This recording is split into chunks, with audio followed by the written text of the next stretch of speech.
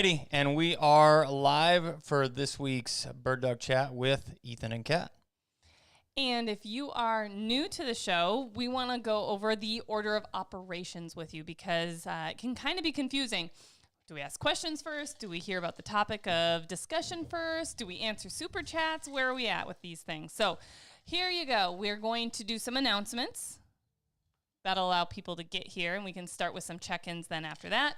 Then we're going to do our topic of discussion for the evening, and that tonight is going to be puppy versus adult dog training. And then we'll roll into answering questions after that. So the first half is kind of the announcements, topic of conversation, check-ins, and then the second half is when we start opening it up to questions, super chats. We absolutely give precedence over. Aaron, he actually messaged me on Instagram and said he won't be able to watch the live, but thanks for always and have a great night, and gave us a super chat anyway. That means somebody else has a chance to win Bird Dog Chat Bingo. Which yeah, I don't know, is Elijah on here? Because he and Aaron, I feel like they actually watch the lives and pay attention, maybe? Go back and forth on a pretty regular basis on winning that Bird Dog Chat Bingo. So, thanks, honey. I just wanted you to not be covered up. Okay. So we're going to roll through some announcements, which will allow people to check in here, and then we'll go through some check-ins. So bingo, guys. We're talking about this bingo thing. What is bingo? Well, Bird Dog Chat Bingo is for patrons. You can join for as little as $5 a month and get your bingo card. Then Ethan and I do some silly little things throughout the night, idiosyncrasies that you watch for, and then you mark your bingo card. And then at the end of the night, or whenever you get your bingo, you type in bingo, we confirm that you've got a bingo, and then we give away a prize. Tonight's prize is one of these new quick draw treat pouches. Hand goes in there, pulls out there. There's a little strap, it clips on the back. Super awesome. We worked very hard on the prototype of this with Wolf and Winter, and this is the first one that can be had. They will be on the store soon, so get while the getting's good when they do go live. So one lucky person tonight is going to win one of those treat pouches, which they're really cool. I've been training with them for months and months and absolutely love this, but this is a brand new one that we're giving away tonight. What other topics of conversation do we have, honey? Let's go ahead and go through some check-ins then. Most people are probably here. They've had a few minutes, and then we can go through some other announcements. Okay. Just adding a quick link to pull people in. Dawn from West Central Illinois. We've got Angelo from New York. We've got Justin Webster from Atlanta. Kevin from South Dakota. Kaylin from Alberta, our first international check-in. Whoop, whoop. Mark Odenbach, hey, you're from New York as well. Glad you're here tonight. Donna, thanks for checking in. We've got Colorado Springs with Brian and Howell, Michigan. We've also got Luke and Aaron from Moscow, Idaho. We've got Florida and St. Michael, Minnesota, it looks like, for check-ins this evening so far. If you're late showing up, just throw your check-in in the comments. It's awesome to see where everyone's from, and then we're going to roll into some additional announcements. One of the big announcements, someone had already said, I think Dawn, when is our next event? When can we see you? Where can we see you? Well, and then Angelo hopped right on there and was like, going to be in New York. Well, we are going to be in New York. We are going to be at the Lone Stone Seminar with Bob Owens in Parrish, New York, and that is June 7th, 8th, and 9th. I had to check my calendar. Absolutely. But that is a combination of retriever training, versatile dog training, and how you can apply some of both training philosophies to either breed. And that is something that we've done. Is this the third year? Third or fourth year now. It's kind of become a yearly tradition, and it's a lot of fun. If you've ever seen any of the videos with Ethan and Bob together, they are a hoot. I'm going to be there this year. I was there last year because it was in Kansas, but I'll be there this year out in New York to try and moderate and chaperone these guys a little bit and keep them on track, keep them organized. I'll have my hands full, but it'll be a lot of fun. Absolutely. We had somebody that had messaged in or asked a question earlier that said, what is your recommendation about going to a seminar without your dog? And that's a great question. And I know, let's say you're from California and you want to go out to this New York seminar. That would be literally a cross-country haul with a dog, or you could fly out there for the weekend, sans your dog. And I would say that a dog, there's pros and cons to both. A big pro to going without your dog is you don't have the distraction of your dog and caring for your dog. You basically get to focus in, watch everybody, absorb it all, because you're going to see dogs and people in different stages and different areas with different goals. You're going to be able to watch and learn and be a little more open-minded because you're not distracted by your dog here, and take that all in and then go home and apply it. And I know that the Lone Stone Seminar, for example, I think that it is a little bit less expensive if you aren't bringing a dog and you're just an observer. So there's also that pro from an expense standpoint. But from a con standpoint, I feel like when you have your dog there, you have an opportunity to get hands-on. The people that are putting on the seminar can also get their hands on your dog. And sometimes it's nice to just be able to step in and... Am I sounding weird? You were sounding like you bumped the... I did. Mic? I talk with my hands. It's a problem. No, it came like partially unplugged. I couldn't hear you. Thank you for fixing it. But sometimes it's nice to just get hands-on, whether it's your hands on the situation or the trainer or trainers in this case that are putting on the seminar, their hands-on to just try and apply some of the things that they're talking about. So a horse apiece. Some people can travel with their dogs. Some people can't. So... speaking of seminars, though, it hasn't been announced fully yet because literally yesterday it was confirmed that we can do the seminar on the dates that we were hoping. So we need to get an announcement. This is literally, you guys are hearing it first. We are doing a triage seminar. And you're probably going, what is a triage seminar? Well, it is literally canine casualty care training. So we're triaging from a vet med standpoint. Any injuries that could happen in the field. This guy also has like a dummy dog that you get to test stuff out on and practice your triage skills on and your care skills on. And we're combining that with a training triage seminar, which means we're going to customize the training seminar to your specific needs. So some people come in with struggling to get their dogs to stand steady on point. Some people come in struggling for natural retrieving. Some people come in with struggles with the advanced retrieving side of things or advanced steadiness. So it's going to be customizable, and we're going to help you fix your holes, fix your problems with your dog that weekend. So it's a combined seminar of dog vet care and dog training triage. So should be a pretty fun and interesting weekend. I'm excited to learn more from somebody that's been there, done that.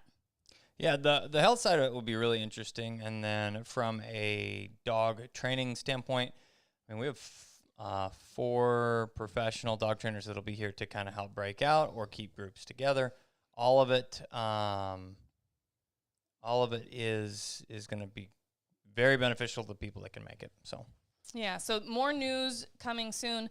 We're rolling into the end of the month, which means I'm prepping our newsletter. So I'm glad that this got finalized so I can put more details in the newsletter, get it up on Standing Stone Supply's website where you can sign up. And then we'll put it on Patreon. We'll throw it on social media. So you should be seeing it in lots of places.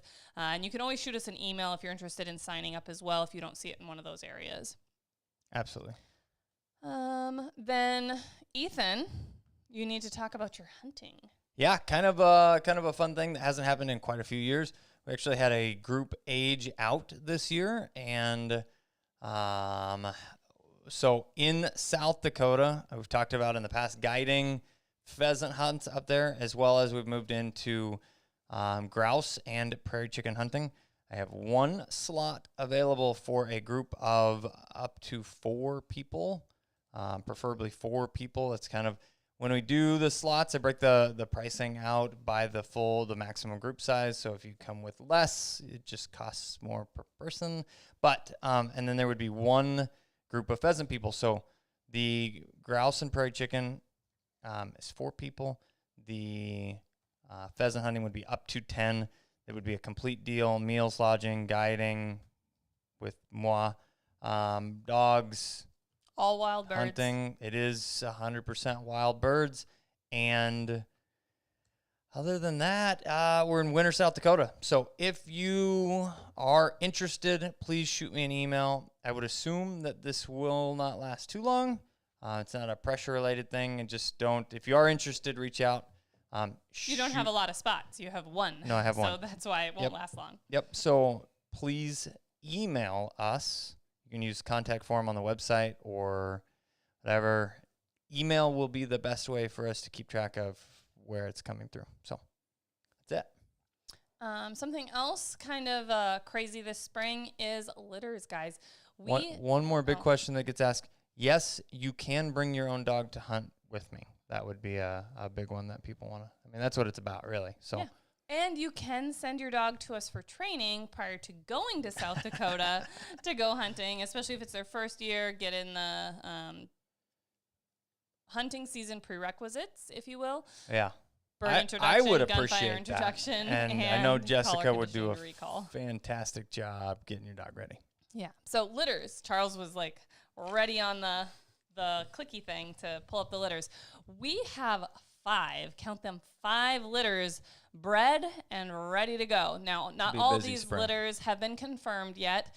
We don't expect any of them to not have taken, but we are going to be pretty dang busy. We've got Muddy's litter, and these aren't necessarily in the exact order because I truly expected Mako to come into heat first out of everybody, and she waited until the end of the pack. She's almost the end of the pack. So we've got Muddy first, then Quest.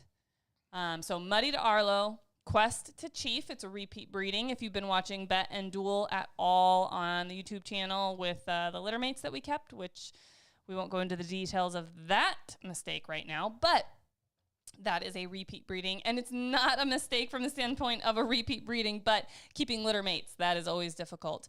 And then we have Legacy, who is bred to Gunner. All 3 of those litters have been confirmed that they are pregnant already.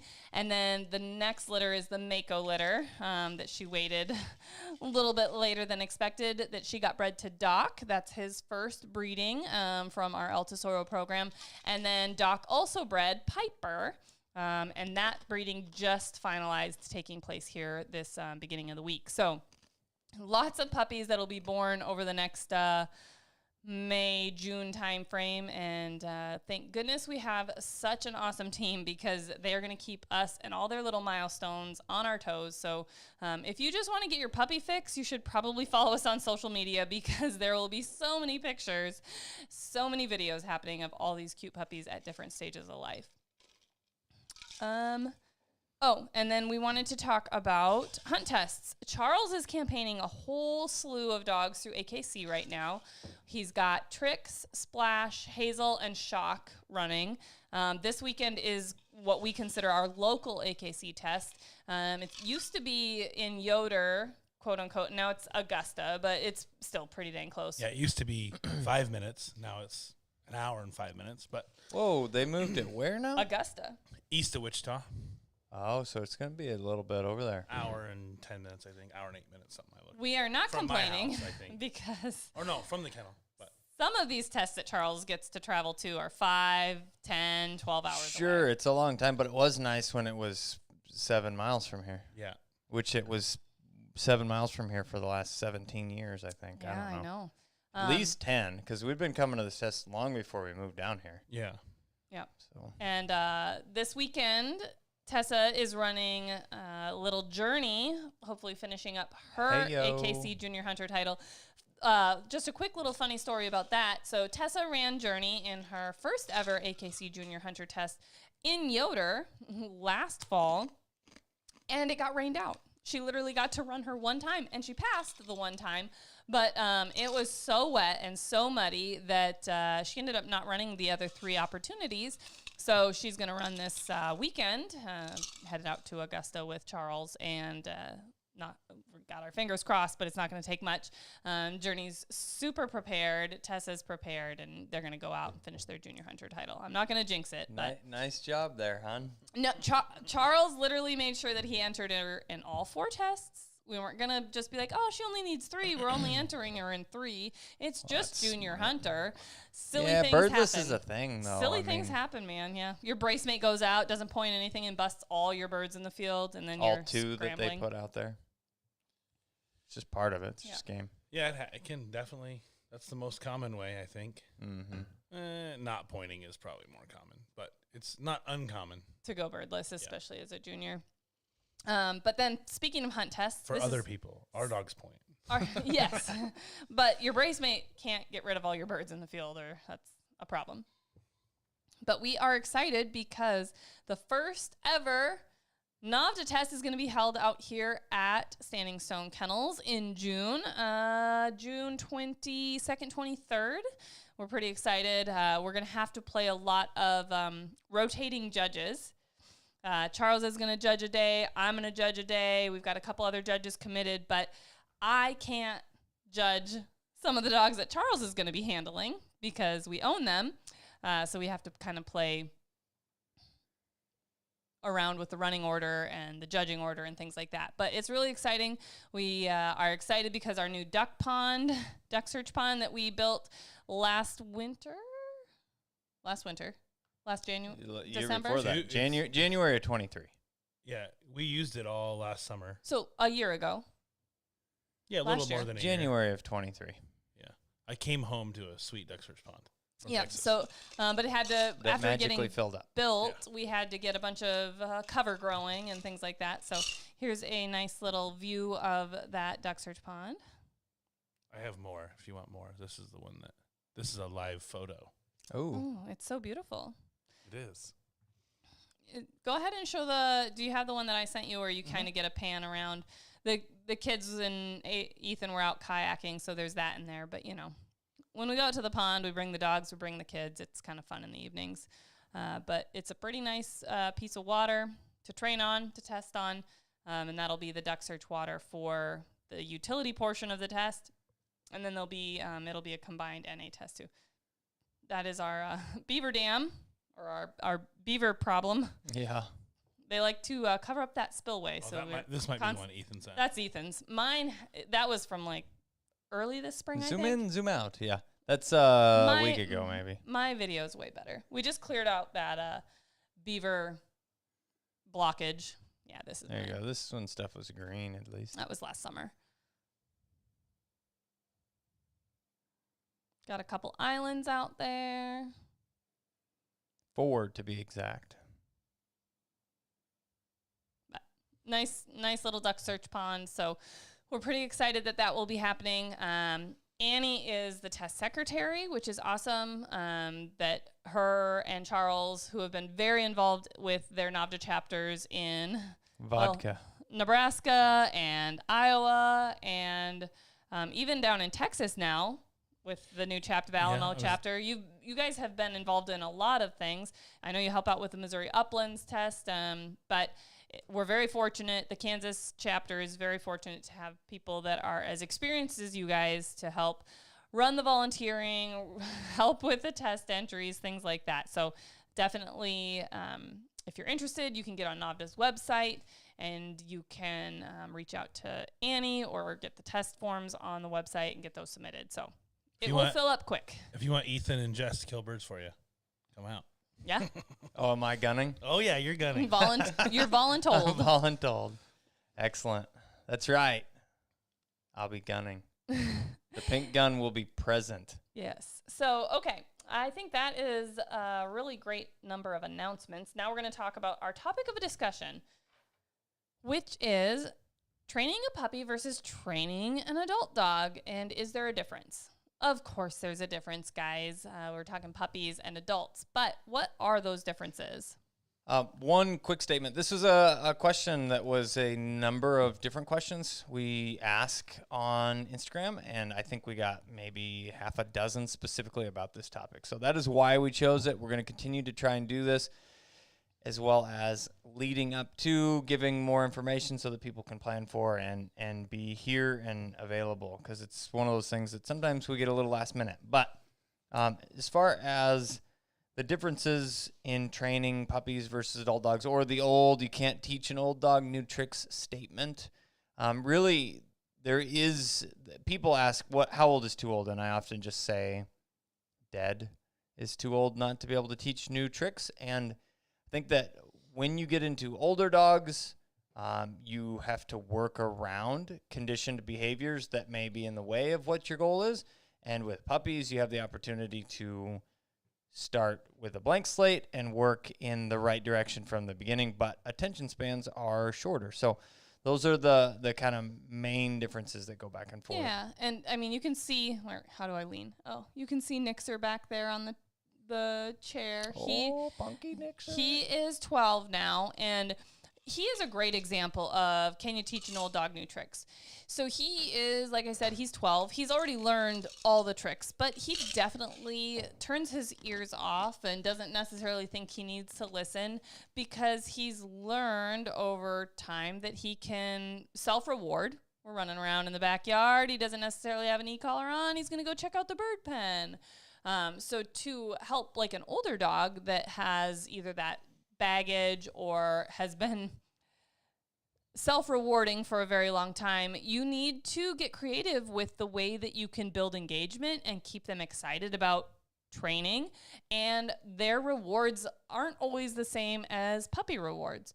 So just having different expectations and different thought processes about what is going to work and how you're going to go about training is really important. So you have to think about, hey, I might not be able to train my older dog exactly like I would train a puppy, because they have a whole bunch of baggage that we are working with in this situation. Speaking of expectations, I think it's important to talk about realistic expectations for puppies versus adults. Our adult dogs, bladder control, and even just being out in the house unsupervised, where we're just not literally having our thumb on the transmitter button or something like that, but they're out and we know they're not getting into anything. You have a different expectation for them versus Bet, who is just a puppy. You know, she's coming on 6 months old, and she needs constant supervision and constant reminding to stay on her dog bed and to be sent back to her dog bed and things like that. Because I turn around and she's not on her dog bed anymore. She's starting to condition habits of, hey, I don't really have to stay here. So it takes a different level of supervision, which just means you have to have different expectations for them. You can't expect a little puppy to have the length of duration and being able to settle down and calm down as an older dog. I'd say one of the top questions or top topics around questions with young dogs or puppies is answered by setting realistic expectations. Most of them are in regards to how often puppies are having accidents, or how much focus they have, or how bitey they are, or, you know, any number of things. Name struggles that you're having from a puppy standpoint. And, you know, my answer tends to feel broken record-ish on my end. That I'm far enough away that stand is starting to tip this way now. Maybe. So, sorry. Your weight is on the floor. That's probably part of it. Our counterweight. All I was saying, with respect to, I can only focus on one thing at a time. So, ta-da! There it is. Okay, so the number one thing, though, is just explaining to people that behavior, whatever it is normal. So there are ways in which we can work around it, but it's normal. And the way that we can help you specifically if you are struggling would be either via Patreon, or reach out to us and you can set up a one-on-one consult where we can talk through where you're at, what you're working on, and how you can move forward to progress. So patreon.com/Standing Stone Kennels, or shoot us an email. So. And definitely some of the things that you're dealing with from a puppy standpoint or even a rescue standpoint or an older dog standpoint may be quote unquote normal, some of those behaviors aren't okay, and we need Absolutely. to come up with training, suggestions, advice to help you work through that, from puppy biting to potty training to running away when you let them out in the backyard. Lots of different things, though it's normal, especially for, running off, because they are independent creatures that are very bold and confident and have a lot of curiosity. It's still not okay because it could put them in a dangerous situation. So we can help work through those normal behaviors that need a little bit of help so that they can be managed. People ask all the time, like, how do you train? Like, I don't want my old dog's behavior, to rub off on my new puppy. Like, my old dog's, naughty and they don't listen and they do this and they do that. And now I'm getting a new puppy and I don't necessarily want those bad habits to brush off on your puppy. And that is a very real concern, because, yes, your puppy is going to watch the pack dynamic and see what's happening with the older dog. And if your older dog is ping-ponging off the couch and jumping around inside and just being wild and crazy and naughty, it's going to be a very unfair expectation for you to expect a young puppy to not also try and rise to the occasion and act like that. So I challenge people that, hey, if you understand and recognize and are aware that your older dog has some less than ideal behaviors, it's a great opportunity to work on those behaviors with your older dog so that you can apply the same expectations of, hey, when we come in the house, we're calm. We can go lay down on our dog bed. We can chew on a chew bone. We don't have to destroy everything. That's the same thing that we can expect of that puppy through training. But if they're watching an older dog just terrorize the house, it's really unfair to them and hard for them to get past that. That's not the okay way to behave in the house. Absolutely. So I think a big part of it comes down to, and this is something kind of commenting on here as well, I'm not picking at all, but there's a statement here. Kaylin said, lots of foster dogs coming out, and it's definitely harder because they're not a clean slate or a blank slate, which is interesting because I often explain to people the opposite. And when we bring dogs into the kennel, though they are often not blank slates, it almost allows us to reset, essentially, because dogs are placed and situationally oriented. So we provide a blank slate in the fact that it's a new environment and like we're a neutral new people. environment. Yeah, so laying expectations, though there is baggage that comes with that, and I'm not ignoring that fact, it allows us to set pretty clear expectations from the beginning. And that's something that's really important when you bring a new puppy home. We hear often, oh, the first night was rough, or we didn't want the first couple nights to be rough, so we just let the puppy sleep with us in bed. And now we're on night 3 or 4 or whatever it is, and we're trying to start crate training, and it's awful. Well, setting those expectations and kind of following suit with what you're hoping to do from day one is the easiest way to be consistent and to move in the right direction. We have a step-by-step training program. This is one giant sales pitch, which I always hate doing, and people tell us we don't self-promote enough. But we have a course you can follow. It's a guide to the YouTube videos that's all in order. And in that process, we show kind of how to start from the beginning. You bring the puppy home. You should be starting training day 1. Okay? That is how we do with every single puppy that we bring home from a kennel. Their first meal, leaving their litter mates, they work for. And that's how we set up. I mean, it's important for dogs to learn from the beginning that resources. Now, granted, sometimes it can take an adjustment. It can take an adjustment period. But the sooner that you're moving in that direction, the better. And that being said, you can apply. So that course, it's set up for ideally an 8-week-old puppy through approximately a year old. But even dogs that come into the kennel for training, like Ethan was saying, we, in essence, are creating maybe not a blank slate because the dogs always have baggage. They always have habits and things that we're working through, whether they're a 6-month-old puppy, which is the youngest that we take them in, or we've worked with 9-year-old dogs before, 10-year-old dogs before. we're creating a neutral environment. But we can set the stage for learning and new expectations in that neutral environment by, hey, you come into the kennel and we're going to immediately start, hey, you need to work for your meals. We're going to start by training you with your meal.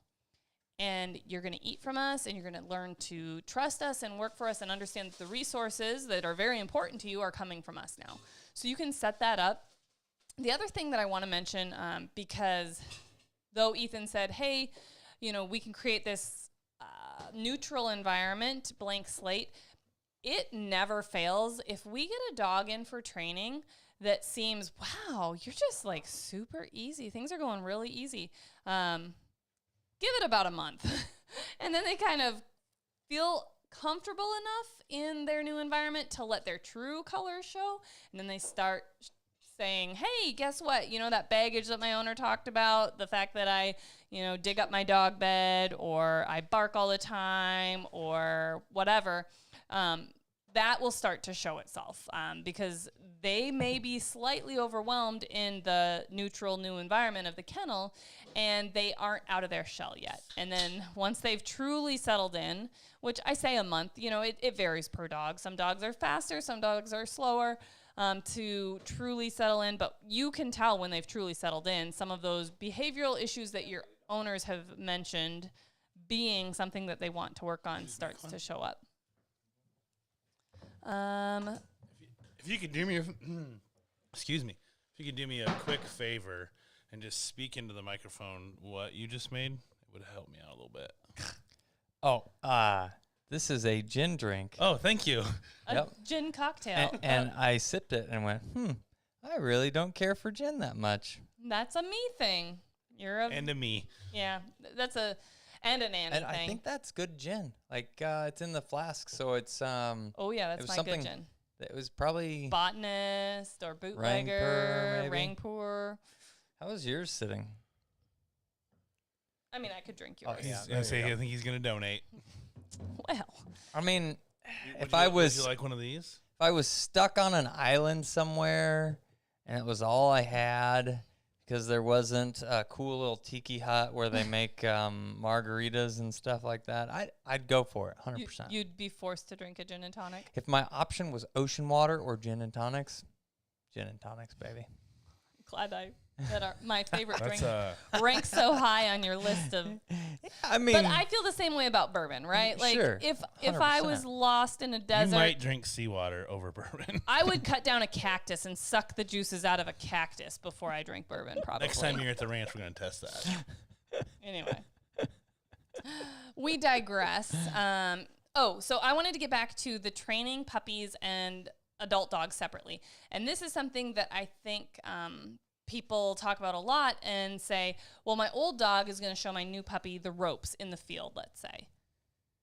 And that isn't necessarily a good thing. Sometimes it works out great and you might have really wonderful success. But I think that what can happen is that older dog that has the more experience, the more confidence in their job, if you will overshadow that young puppy,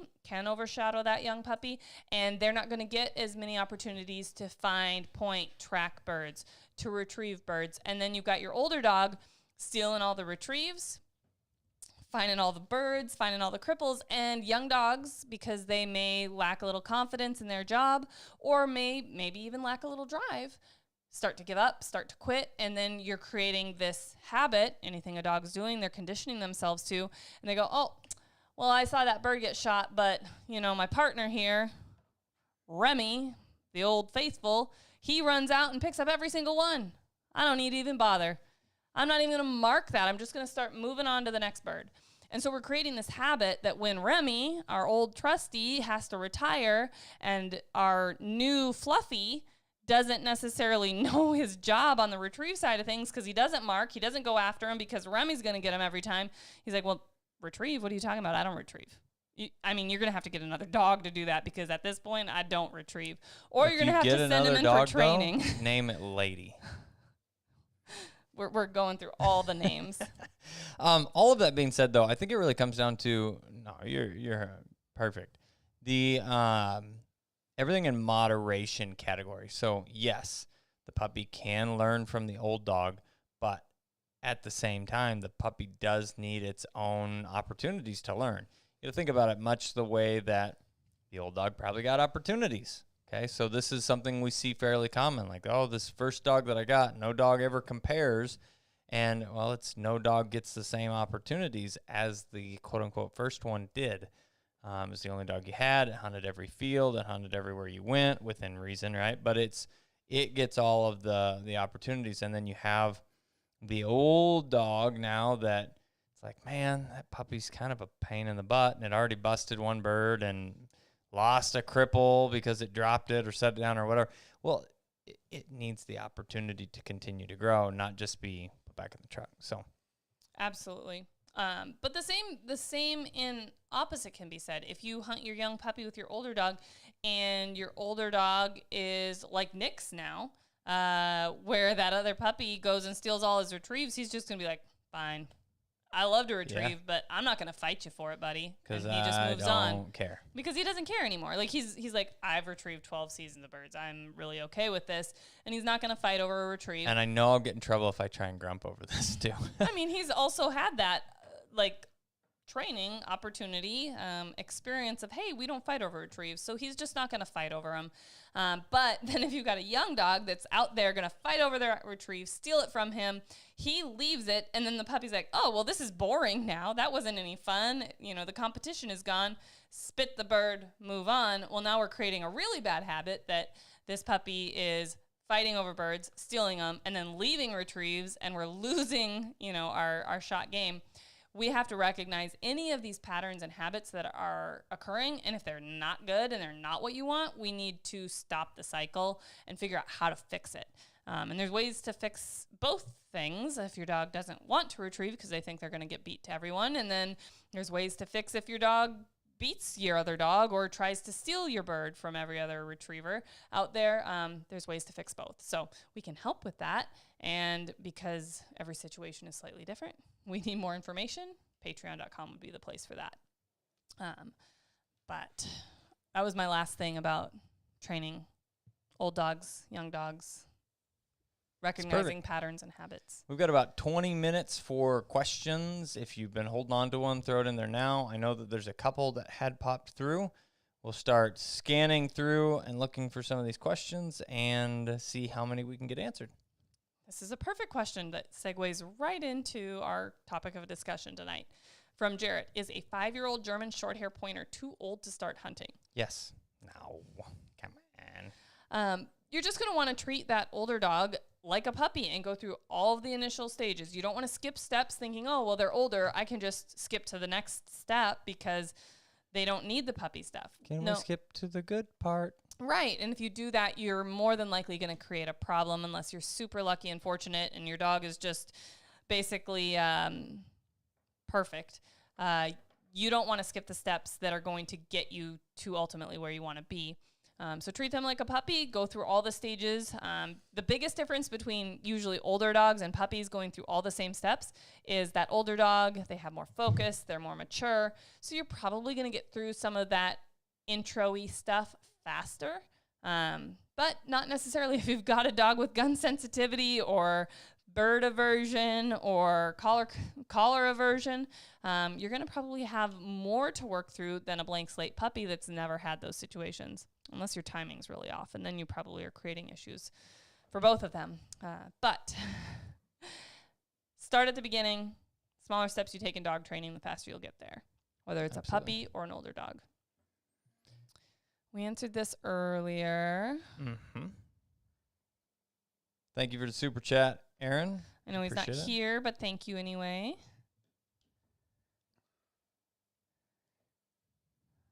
If you see a question, just tell me to stop.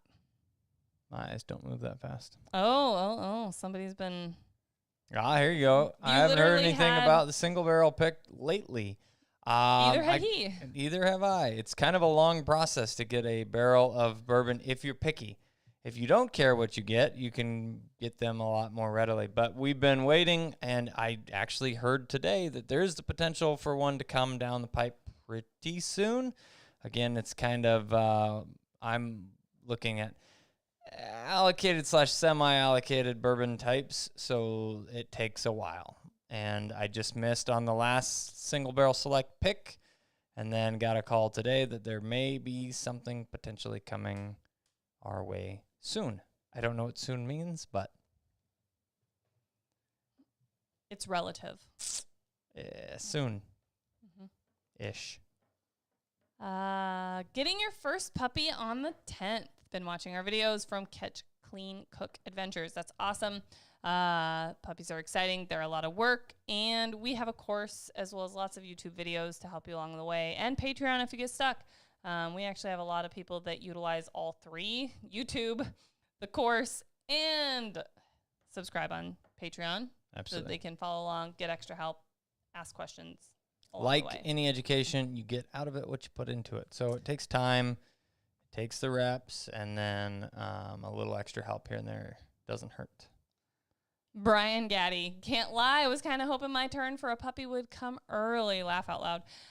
Well, until the puppies are born, there's literally, I cannot tell people whether they're going to move up on my wait list or not. There's always a chance, just no guarantees, because I can't literally count my puppies before they hatch or are born. So once puppies start hitting the ground and I shuffle people around, commit people to litters, see what's available, that's when I can start moving people up from the wait list, but no sooner, because otherwise I move you up from the wait list and then we don't have enough puppies anyway, and then I just push you back onto the wait list. And I don't like getting people's hopies up for puppies. Hopes up for puppies. So once puppies are born, I'll be able to start reaching out to people if there's availability. The question everyone has: whose puppy is doing better with training between you two? Well, Absolutely bet. Well, They are different dogs. Oh gosh. Oh my gosh. Well, they are very different dogs. Mine, again, and their training is very different. They've just been developed differently. Kat's, gets lots of love and cuddles. Mine gets And lots obedience. of structure. I cuddle the bejesus out of your dog. Yeah. That doesn't count, though. Those are like Uncle Charles cuddles, So, Not the "you will love me" cuddles that Ethan forces on. But Duel's got lots of opportunities to travel and train and help point the whole box of chucker that got out the other day. So stuff like that happens, I mean, it's just part of life. But whose puppy's collar conditioned to go on and stay on a dog bed? Whose puppy has started collar conditioning to go to a dog bed? Yeah. Mine has not. So It's okay, Kat. Ethan's. We talked about it yesterday. Yesterday. Ethan's steady dog is gone now, so you have to come gun for me so your puppy can get trailer time. we talked about that. Mm-hmm. Yeah. So they've definitely gotten different experiences. I think the answer was no. But Ethan That's just kind of what I figured. put Bat on the trailer when you go to gun for training sessions. Whatever. But they definitely are different stages because different speaking things of, have been worked on. with them. This is just a slight brag moment. It's kind of cool situation. I'm going to send this to you, Charlie. I am ready. Oh, and you already answered what you're drinking today, right, Ethan? Yep.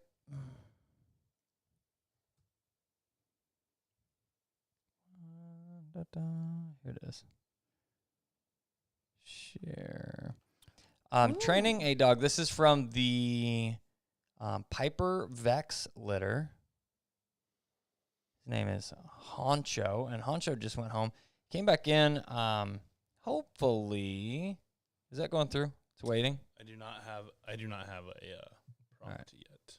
There's 2 promptees. If you show it on your phone, I get another bingo spot. So. I want that to go though. One video selected. Good job. So There it is. Oh, you got it? Okay. Yep, got it. Okay. So anyhow, this is just brought up by talking about Ethan gunning, and on top of that, just a training session, Steady Wing Shot and Fall. This is the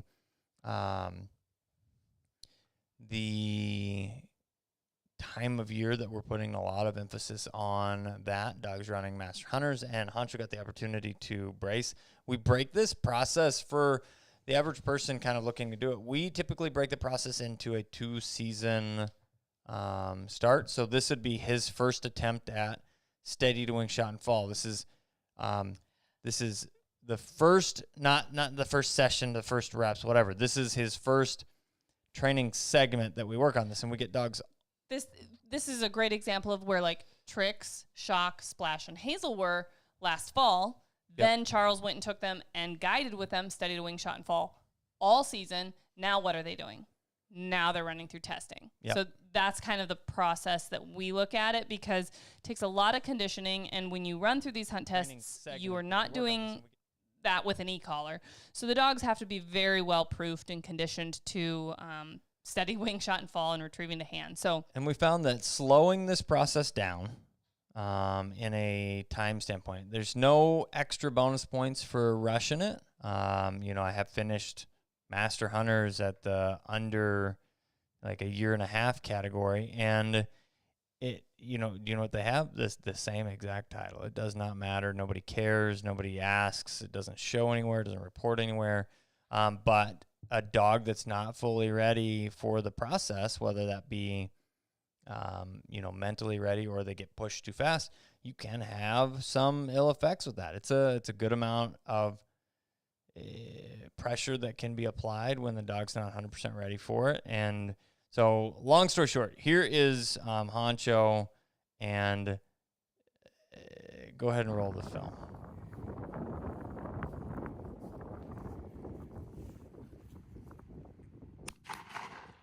So, just as a quick comment, roll that back, and you see. Can you do it in slow motion? No, you can't do it in slow motion, but you can start again. So there's 2 shots that go off there, right? I'm going to pick on Zach a little bit. His first shot, he's the person shot first, and he misses. And then go back and play that one more. I just watched it. I just thought it was funny. I tickled myself. You see where my left arm is? And the second shot that comes out that poofs the bird, and then he gets the opportunity. He worked a little bit short marked on this, so he did have to take a little time. And it's something that we see typically in the early stages of steady wing shot and fall training. This is very normal.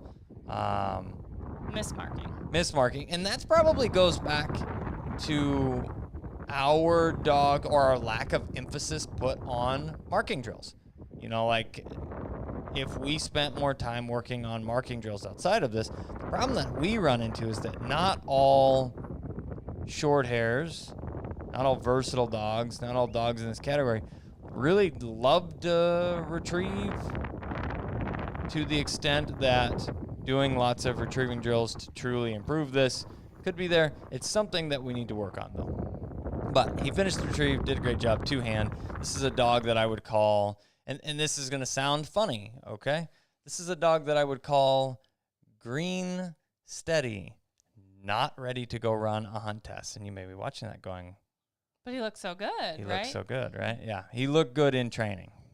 But a lot of times when we are in the proofing stage or conditioning this fully, the dogs aren't just training on the grounds, doing everything perfectly here. We need to make sure that they can do that on multiple different grounds and multiple different areas in different setups, so that they are generalizing that obedience level of steadiness training to make sure that they're really ready to run. Otherwise, you get to a test and they're like, oh my gosh, things are different. This is exciting. I know that things are different because we aren't just running out of the back of the kennel. We're just going down the road. It's different. Loading them up, driving away, spending the night in the trailer. All those things are different, and dogs are very situationally and place oriented. So if you can set up your training scenarios to incorporate some of those aspects so that the dogs can anticipate that, oh yeah, I'm just out on another training out the back of the kennel day. I'll be perfect. And then, oh, today is testing day. We just drove halfway across the state and we stayed in a trailer and there's a lot of barking and it's crazy and there's horses and all this stuff. Not ready. So you try and incorporate as much as you can to generalize that expectation. And that's what we attempt to do with additional gunners and additional shots. We have conversations like hollering at random ghost people to come over to gun and ask if they're going to come back. We throw goofy cues. Well, you load the dogs up in the trailer and you drive to the other end of the property. Yes, you we try do that and portion, incorporate and lots then of different things. all the things that happen in the field. We just add as much realism. Try and, even if you walk up and go, there's the bird right there. You start kicking around in a circle around it. Oh, I can't find it. Oh, somebody else come help me with this. And then I come up as a gunner and say, okay, I'll help you look for this bird. Hopefully we shoot it and the dog can fetch it. And, whatever. Just throwing things out there that get non-performing birds that don't fly and flush real good, and they hop and they pop. Because every bird at a test is not going to flush perfectly. And then you're chasing it around and the dog is going, this is new. This is way more exciting than what we do in training, and stuff happens. So absolutely. Love this statement. It says from Kaylin talking about rescue dogs coming in now. It says, yes, 100%. I treat the new to me older fosters the same as puppies. Crate training, place training, potty training, reset the brain. Absolutely fantastic. That is the way that I recommend anybody and everybody do it. That is what we say. Even anybody, you come and you say, oh, I've got a 6-month-old puppy. Can I start with the training program? Yes. Start at the beginning. The more the dog knows, the faster you move, and you catch up to wherever they need to be in the process. So, question from Chris B. Do you have any word on when the treat training bags you mentioned a while ago will be on the site? So they are held up in customs currently. I literally get daily updates from Wolf and Winter, who has facilitated the prototypes, the manufacturing, all of that. And they were supposed to be here middle of April, which everybody knows how those type of things go. And they're literally held up in customs.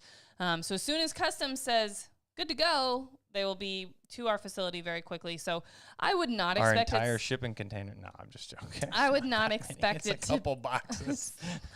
It's like one pallet, basically the we size bought of one 40,000 treat pouches. No.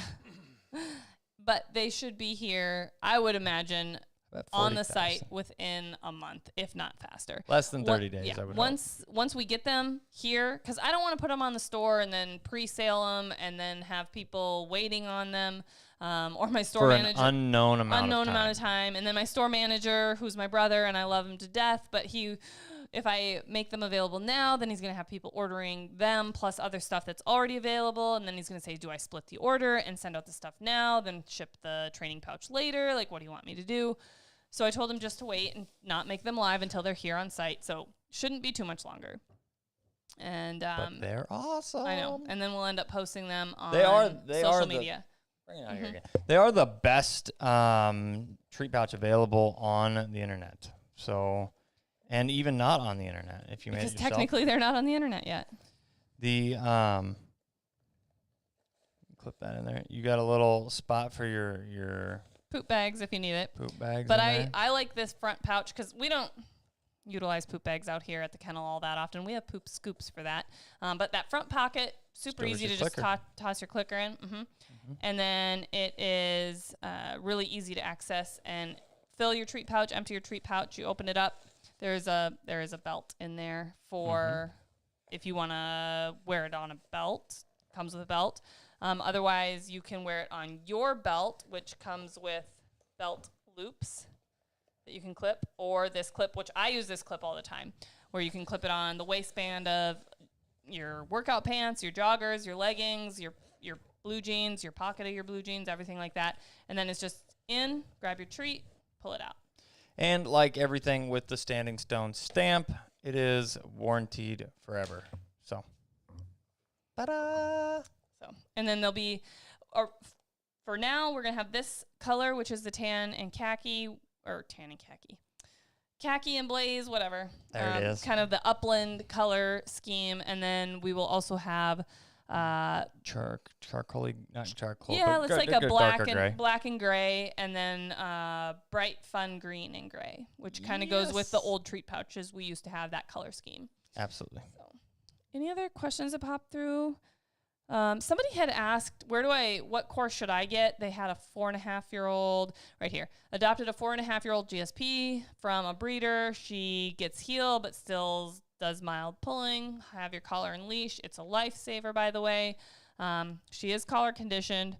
Point me to a video or course. So if you go to YouTube, we have a playlist on healing, and you can watch a whole bunch of videos that we've put together over the years. Still there. I'm pretty sure the healing one is, because I don't have a course on healing.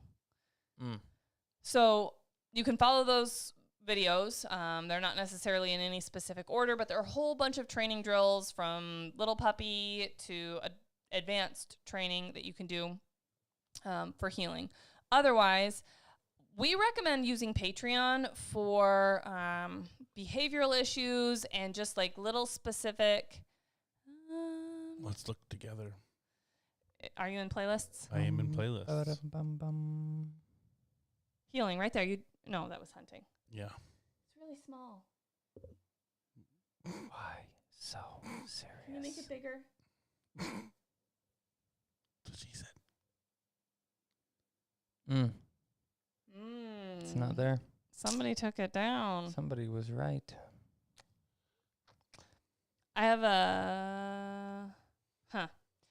Well, search Standing Stone Kennels Healing. There you go.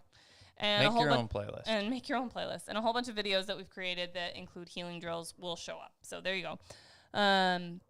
But Patreon is a really great place if you're working through a behavioral issue or a specific thing that you're stuck on, like healing or collar conditioning for recall or gunfire sensitivity, something like that. Patreon is really good because it's super customizable. You can join at any subscription level that you need, whether it's just asking questions, whether it's sending us videos to review, or setting up live video courses, consults where we watch a training session and answer questions through that. So you could literally set up a live call. We watch you heal your dog and go, oh yeah, that's the problem right there. You're doing such and such. Or, you know what, you're expecting too much at this point. We need to break this down into smaller steps. Do this, this, and this. So that would be kind of where I'd start. The courses for a 4.5-year-old short hair, like I've said, sure, you can apply the course to older dogs, but usually when you do that, it's more of a pick and choose what you need to work on. There is an entire course checklist that you can go through and be like, oh, well, my dog knows this, this, and this. So therefore, I need to not focus on lesson 1, but I need to probably move to lesson 4. So it allows you to kind of see where you're at and where the holes in your training may be. But if you're working on a specific thing like healing, Patreon might be the better bet for you. Do we have a bingo? Not? Yeah, we're close. Somebody was really close. That bingo card looked really full. I think every single card is really close. Except mine. Because you haven't been paying attention. No, look at my here. You want to see my bingo card?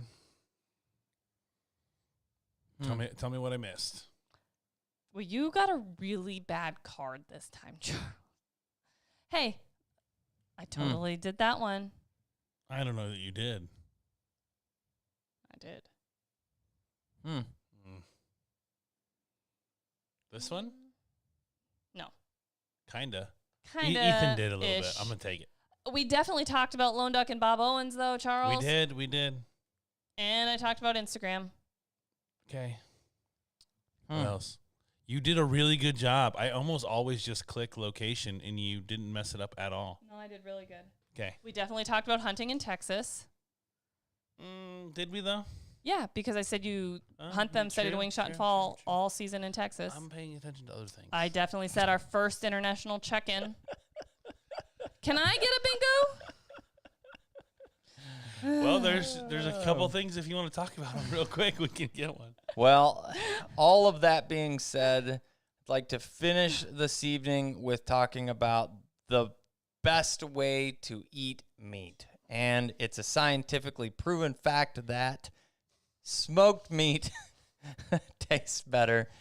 Everybody get yourself a Traeger. I'm just teasing. We, on the real side of things, though. Go ahead. No, go ahead. No, you go ahead. You said you got excited for a second. Go for it. You finish your thought, and then I will add my thought, which will be better than your thought. I am trying out a brand new process because we were talking about guiding South Dakota. One of the meals, not all of the meals, one of the meals we do is you smoke a pork butt, and that's kind of like everybody trickles in, so it's easier to keep kind of meal. And we're going to try a new process on the Traeger. That's it. I was just thinking of the smoked, not grilled cheese. That's good. We do that a lot. Oh, smoked grilled cheese? I was thinking of the... Put it in the cast iron and put it on the top rack of the Traeger while you're smoking like a pork loin or something. Oh, that would be good. I'm thinking of cream cheese, smoked cream cheese with the seasoning on it. We did that the other night when we did those bacon wrap dates. Yeah, when I did it, it didn't turn out like you didn't do it long enough. Is that what happened? It needs to go for a long time. Yeah, you got to get it. Because it didn't really have as much smoky. It was You just got to put it up warm. high and slow it down. But it was still good, and the boys ate a lot of it. Because you're trying to have it like the ranch one. Yeah, it's delicious. They have a much bigger surface area, and it's way far away. So it sits up in this like corner and just kind of gets smoky. Smokes for 10 days. And then, the whole time that you have a whole entire beef loin, a full backstrap basically going. So it smokes for a minute, and then she pulls it down to finish it off by the heat. They do, she does tenderloins, though. Those are inside. Yeah, technically. They do both. Oh.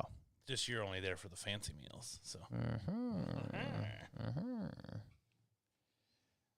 Let's see. Ooh, smoked eggs are amazing. That would be really good. From Ranchy. Now, even though we just ate before this, now I'm getting hungry. You guys, stop. We're not going to talk about any more delicious food, guys. Absolutely love it. I don't know. Oh, we're so close. Who's this? Somebody got one. Oh, who's that? Yes? Did we talk about that? Yes? Yes. Yes? Yes. Yes? Yes. Not so We much. didn't. It was a question on there, but we didn't answer it. Answer the question. Somebody asked if we're going to fire up you guys still do your podcast. That is a great question because I literally asked Ethan to review one of the videos today so that it could get posted. And then our plan of attack, just so you guys know, is we've kind of moved the podcast videos from the Standing Stone podcast channel because it just really wasn't getting a lot of traction.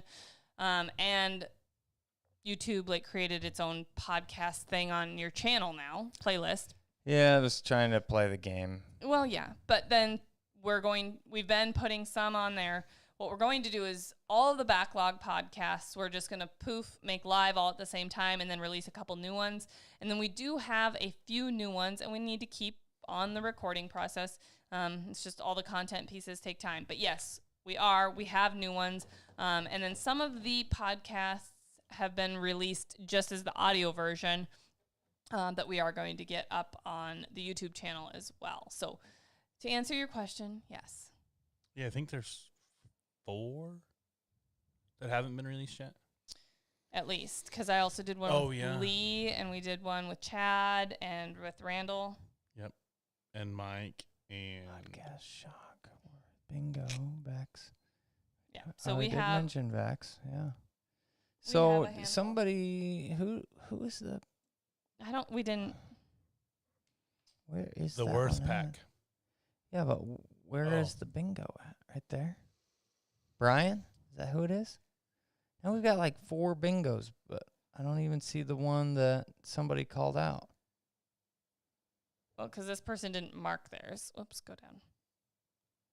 Oh, Did we talk about there him? it is. Yeah, Cora. Yeah, Okay. talked about Piper Vex puppy. That's Honcho. Oh, right. And talked about, well, no, that was in my head. Never mind. When you were talking about dogs getting opportunities, we were talking about, What did we talk are about? Breezy and Vex that good? Sure. Or was it because Rooster they literally were on the truck hunting pheasants. every day working? Yes. Not so puppy Shock. Yeah, I talked about her with the hunt testing. If you ever get the cat rolls eyes at Ethan, Just just mark it because it's happened at least 25 times today. even before we were live. Mm-hmm. It's all marked. So we have one person that has said. There were two people. There's a maybe bingo. Yeah, but who's the first person that marked? Goodness, folks. So that person and then that person. So we have two people. So the first person that said bingo maybe is a Brian Gaddy. And it says here, Brian, and was there a story from Charles?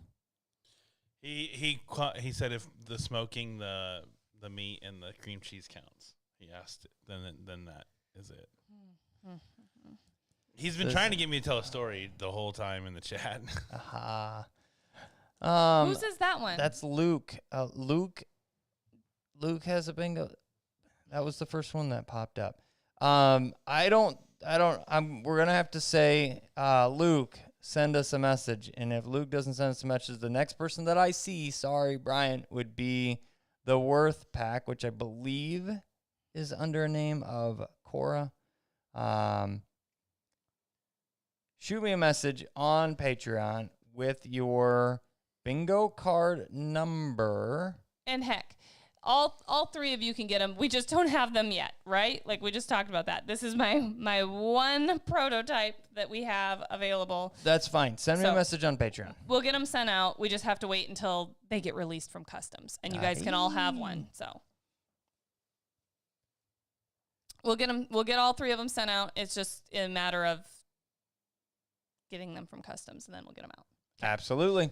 Thanks, everybody, for joining us this evening. It was a fun chat. We are going to try and stay up on announcing these. We are doing them once a month.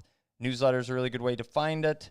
Outside of that, watch social posts. And until next time, I'm the guy with the pink gun. I'm Kat, the dog trainer. We'll see ya.